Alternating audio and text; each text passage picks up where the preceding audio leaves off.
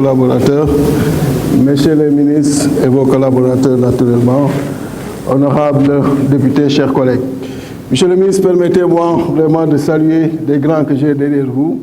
Donc mon grand Mayassine, le grand Ablaye Faye, le grand Kamala, Ibrahim Ndiaye et beaucoup d'autres. J'ai beaucoup de grands derrière vous.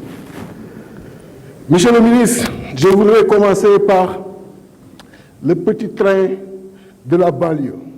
J'ai reçu beaucoup d'appels dans ce sens de citoyens qui sont très inquiets et qui disent qu'ils courent depuis lors derrière une audience que vous peinez à leur accorder.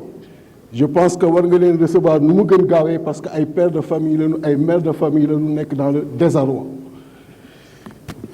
Monsieur le ministre, par rapport à la politique du transport et des infrastructures de façon générale, je pense que loolu day ramener la vision du président Macky Sall. On a toujours dit que le président Macky Sall a une vision qui s'arrête à Diamniadio, mais il faudrait qu'il voie très au-delà de Diamniadio. Je vais parler du réseau ferroviaire, la réhabilitation, il en a parlé tout à l'heure.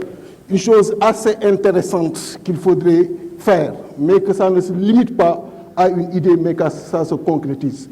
Parce que nous sommes aujourd'hui en compétition avec Abidjan sur le port, sur du moins Bamako.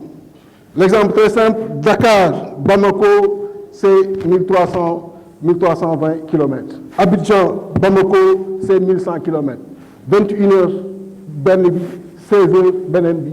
Donc, tant que nous continuons de jouer Dakar pour dem Bamako, on est en retard par rapport à Abidjan et c'est des choses réelles. Donc, quand on va amener toutes les marchandises au niveau de Kidira, par exemple, au port Seglaba, ou bien même Bamako, on est en avance sur Abidjan.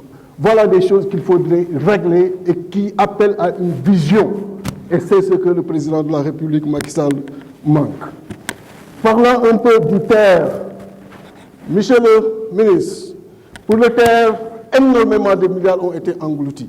Des dates ont été avancées, janvier 2019, juin 2019, novembre 2019 et récemment, vous avez parlé d'avril 2020.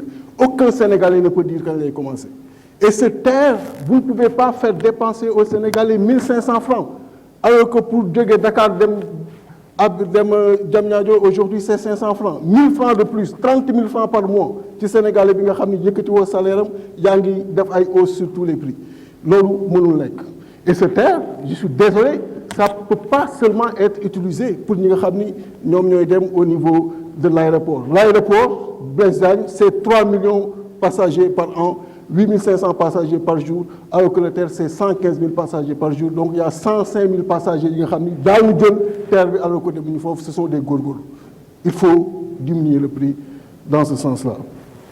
Dakar, c'est 80% de l'économie sénégalaise, c'est 73% des véhicules immatriculés, c'est 0,3% de la superficie nationale, c'est 23% de la population, 550 km² et tout est concentré ici. Aucun projet, aucune vision pour désengorger Dakar, pour libérer Dakar.